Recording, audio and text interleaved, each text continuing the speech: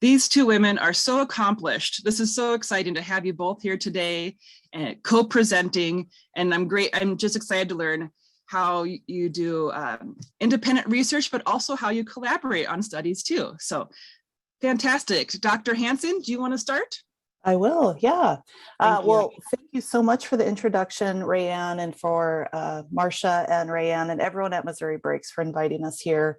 It's great to partner with Dr. Sarche and to speak with her today about some great work that we're collaborating on together. So we will talk about a couple of different things.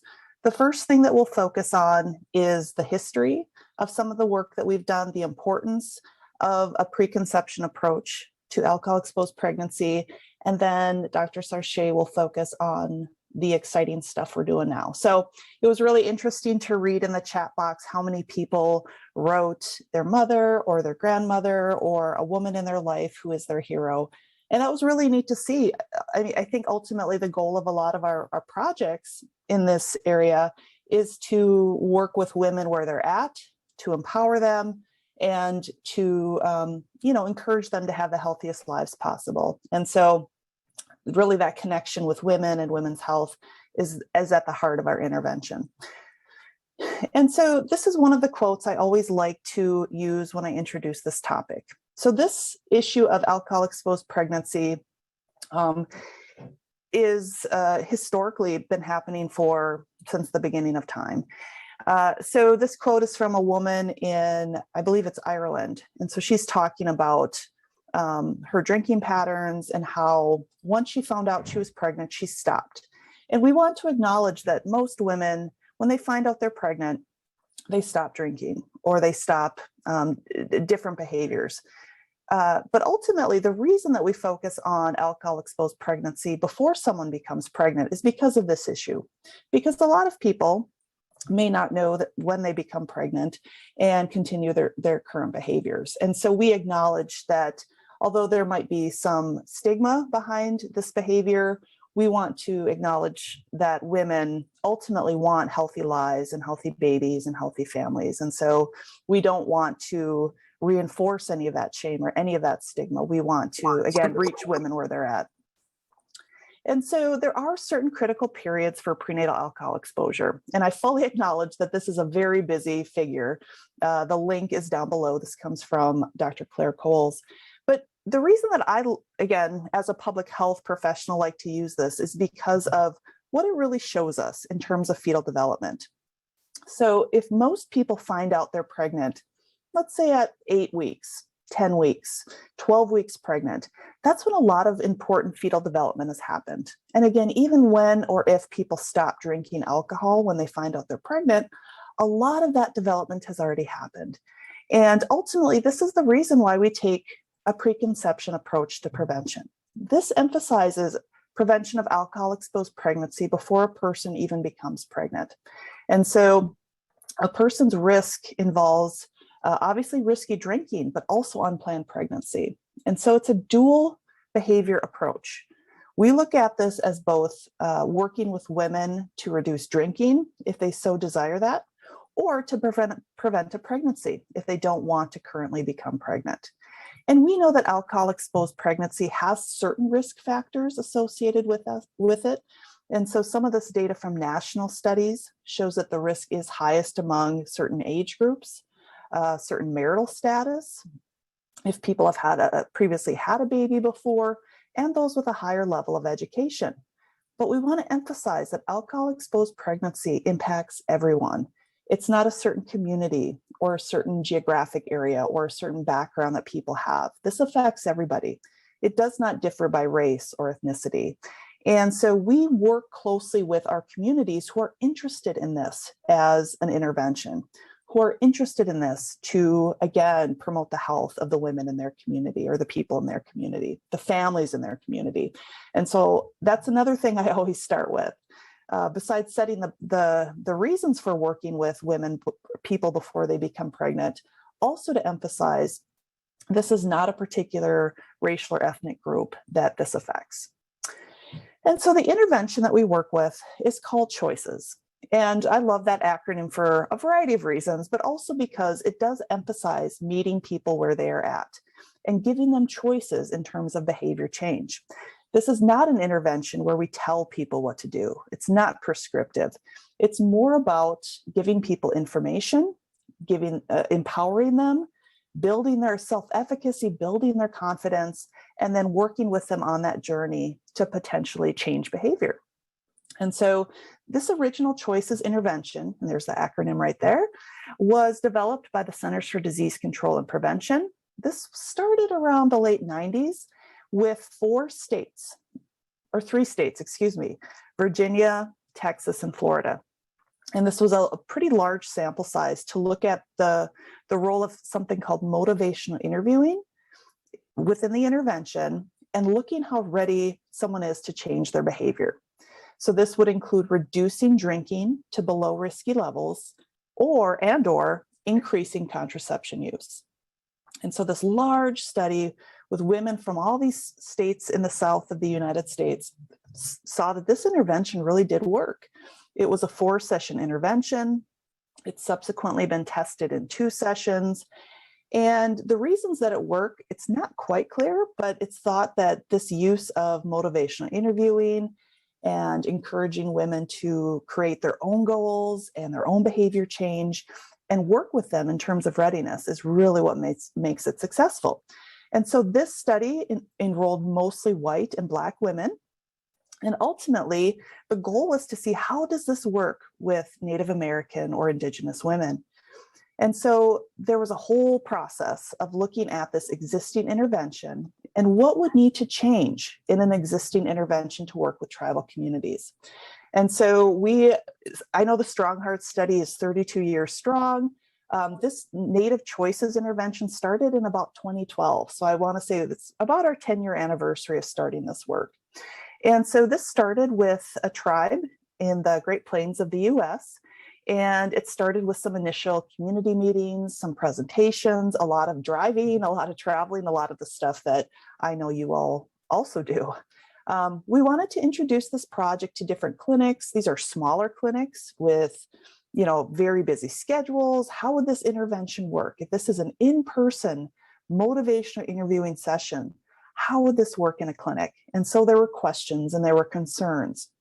And so ultimately, we started this process by having 3 different sites with our tribal partner to just sort of see how feasible is this?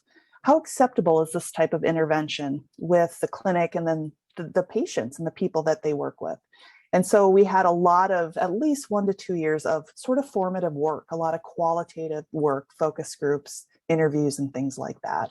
And within any intervention, there are things you shouldn't change, but there are things you can change.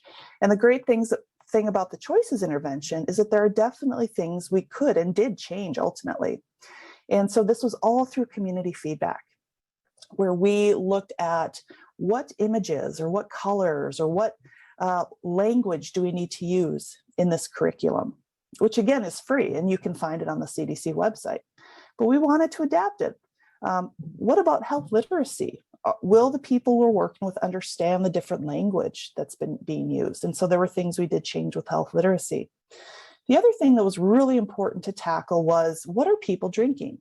The image at the bottom of the screen shows what the CDC had in terms of what people are drinking.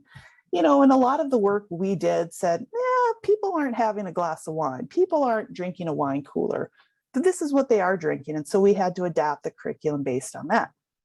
We also had to figure out what types of birth control are offered and what are people really using, so we could provide that information and work closely with healthcare providers. And so this really framed alcohol-exposed pregnancy locally. Again, even though this is a national, international issue, this specific intervention was made so that it could be used with tribal communities in the Great Plains. Successfully, by the way. And so we found similar results to that large national study, where even though we had a smaller sample size, we didn't have a comparison group or a control group. And I know, again, this figure is very busy. What it really says is risk for alcohol-exposed pregnancy from when they enrolled to when we followed up with them dropped significantly. And so that was really important to us.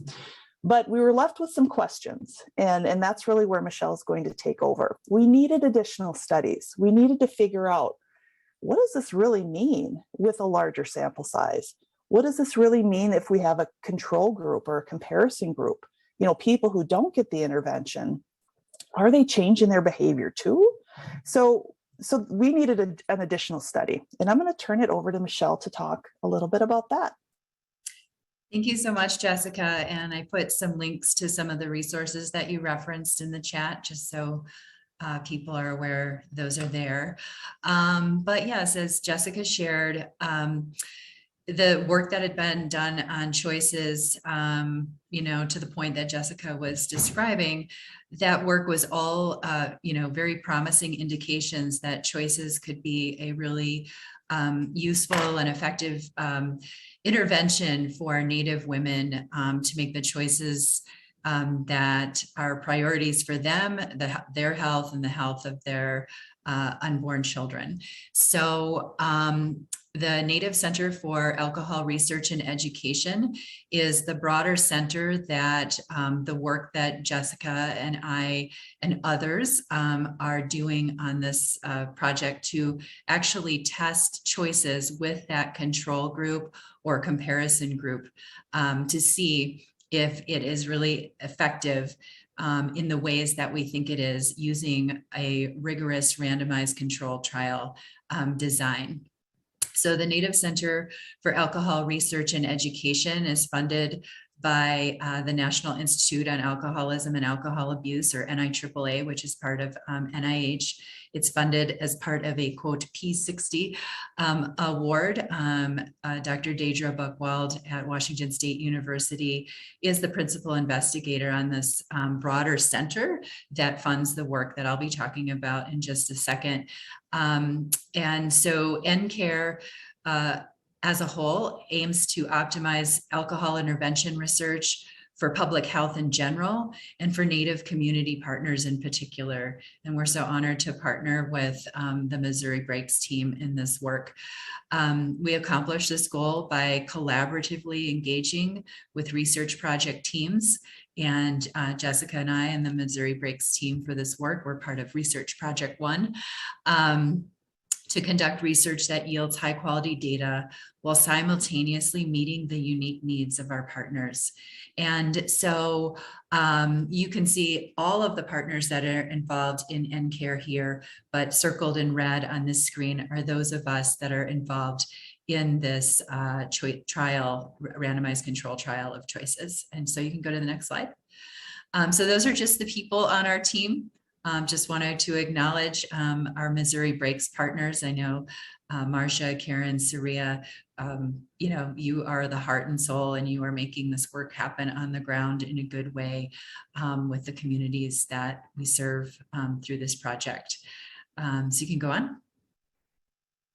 So the aim of this randomized control trial of choices, we're doing the randomized control trial. So we're comparing women who are randomly assigned to the Native Choices intervention versus usual care for reducing their alcohol exposed pregnancy risk.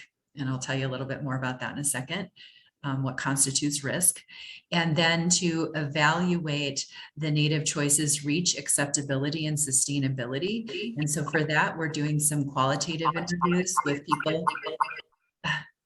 with people who have been in the intervention to see just what their subjective experience was of being in Native Choices. Did it resonate with them? Did they like what they were experiencing in their opinion? Did it make a difference in their life? And you know, how could they see this work expanding and carrying on? And so that qualitative work is underway right now.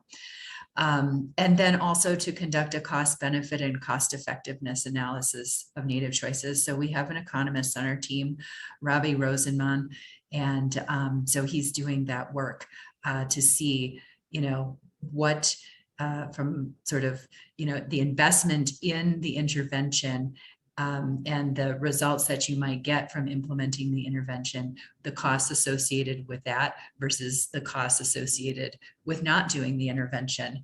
And So hopefully we see that there is a cost benefit and cost effectiveness of doing this intervention. When you consider the costs of having someone born with FASD, the costs are likely pale in comparison to the lifetime costs of having someone born and living with FASD. So next slide. Our intervention, there are 2 sessions with an interventionist where back in the pre-pandemic days, those occurred in person. And now we do have a virtual option, which for us is a phone-based option. And in those sessions, and then there's an optional contraceptive counseling visit where someone would make an appointment to go see a provider external to our research team. But in those 2 choices sessions, again, those are motivational interviewing based. So all that we do in those sessions is really informed by motivational interviewing, which at the heart is really meeting people where they are. It provides information, just the facts on what is FASD, what constitutes risky drinking, and it offers feedback. It helps people do an analysis of their own personal risk for having an alcohol-exposed pregnancy. It assesses their readiness to change, and it helps with goal setting and connects people with resources to follow up on the goals that they've set for themselves. And as Jessica said, it's really non-prescriptive. It's very client-centered in really helping people reflect on where they are and where they want to be and what they need to do or want to do to get there. And then people can also opt into some supportive text messages. Next slide. So to be eligible to participate in the study, this study is for American Indian or Alaska Native women who are between 18 and 44 years old. And that 18 and 44, that mirrors how the original choices research was carried out, but that's kind of the core, ages of the childbearing ages. Not that people can't have children outside of that range, but certainly younger than 18, it might be a different approach. And in fact, I'm doing some work. One of my other projects is working on delivering choices in a developmentally appropriate way to young Native women ages 16 to 20. That's a different project. And so they have to be able to get pregnant, but not be currently pregnant, have self-reported risky drinking in the last 90 days, have had vaginal intercourse with a male partner in the last 90 days, not be using effective contraception, and not living with someone who is in the study. So next slide, sorry, Jessica. And so I wanted to share our definition, which aligns with what's in the literature. There is some variation in the literature, but this is one of the ways of defining risky drinking for women. And that is either heavy drinking, which means having 8 or more drinks in a week, or binge drinking, having 4 or more drinks on a single occasion, like within the span of a few hours. And so either heavy or binge drinking in the last 90 days is considered risky drinking. Next slide. And so, when you do a research study, you have some hypotheses, some predictions about what you think you will find. And so we believe that among women who were randomly assigned, and that random assignment is really important, but who are randomly assigned to the Native Choices Intervention group compared to the women who are just in the usual care group, that the risk for an AEP will be reduced by 30% overall, because those women, again, in the Native Choices Intervention, we feel will be less likely to engage in risky drinking. So they will essentially reduce their risky drinking, and they will increase their use of effective contraception, or both. Either one or both of those conditions would reduce their risk of having an AEP. Next slide. And so this slide really just shows what we believe are the mechanisms of change. Why is it that being in this intervention, and that those are those rectangles on the left, That's what happens. And those are kind of the active ingredients, if you will, of the intervention. There's all the things associated with motivational interviewing, contraceptive counseling, and then those supportive electronic messages. So that's what people are experiencing in the intervention. And then on the far right are the things, and you can click through, Jessica, that we think are happening as a result of being in the intervention. The heavy drinking and the binge drinking, so those are the two forms of risky drinking, will go down, and the effective contraceptive use will go up. And one or both of those things.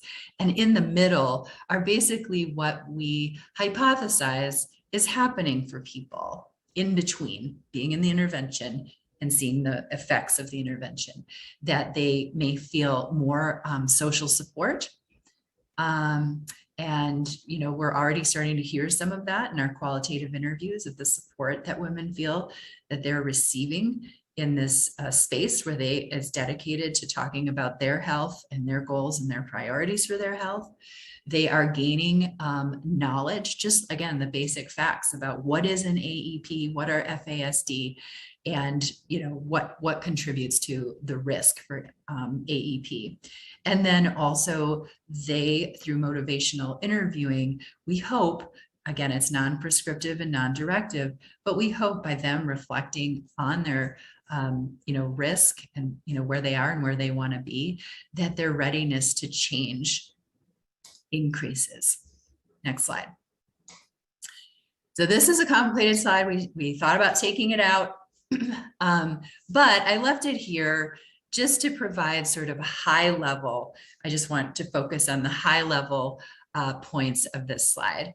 And that is, so on the left, all those green boxes, those are the people who are randomly assigned to the Native Choices intervention. And so I don't know if you share slides with people, Rayanne, but people can, if they would like, you know, dig into, those are all the things that are happening there when they're in the intervention. And on the right is just, you know, that's the control group. Those are the people who are experiencing usual care. We're not providing any particular services to them. They're just getting the usual care that they would have anyway. And what that's showing is an important point, is that once all the data collection occurs, and the data collection are those kind of bluish, long rectangles there. Those are our data collection intervals. But once all the data collection is done, what the red line is showing on the right is that those women who were randomly assigned to the usual care, who did not get Native Choices, they may opt in and participate in Native Choices if they like. And so the next slide.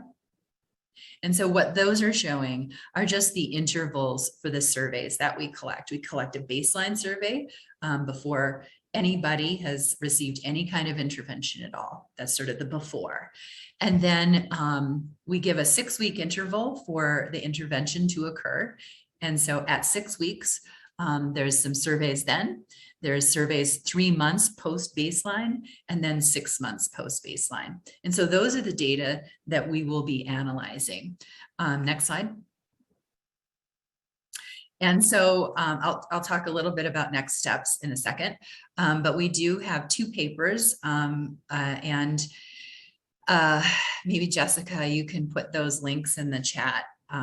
Or Rayanne, but we do have 2 papers that, again, for anybody who wants to read more about, you know, just the design of our study, you can read about it there. And then the next slide. And this next paper talks about what we did to adapt during the pandemic and how to get through those acute periods where we were absolutely not seeing each other in person, and to now where, you know, some people are ready and to see people in person and other people may not be still. And so we adapted the intervention to be delivered by phone.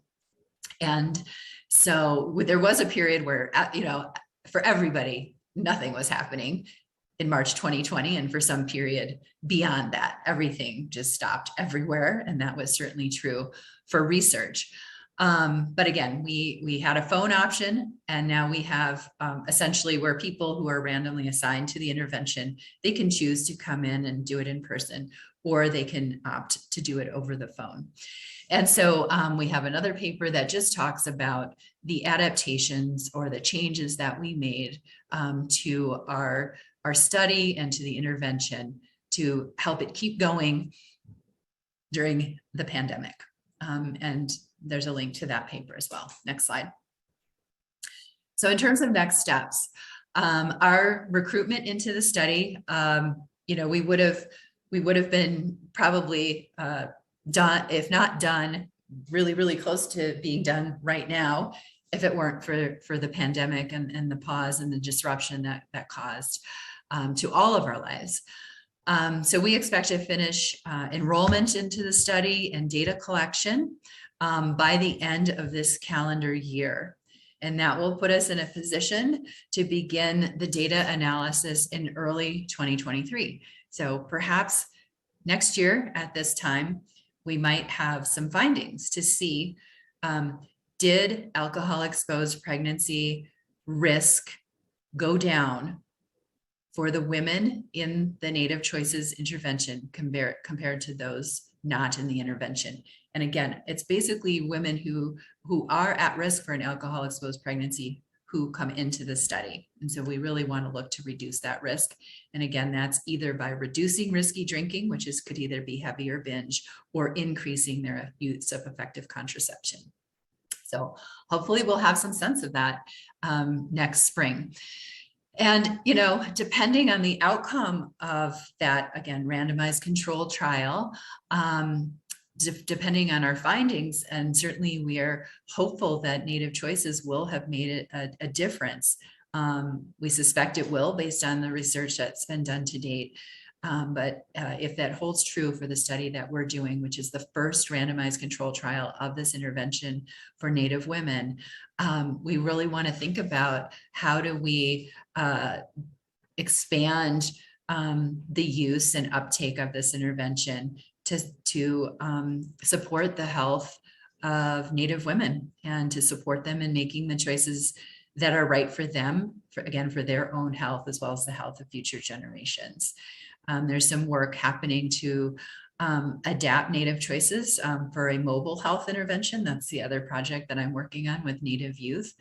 And certainly there would be opportunities to work with clinics or other healthcare settings to deliver Native Choices as this brief 2-session intervention with the optional contraceptive counseling visit. There certainly could be work done there. The work that we're doing here is with the Northern Plains tribal communities, but you could certainly think about how it could be expanded easily to other tribal communities or, on a national level. So I think that's our last slide. And I think we have some time for questions.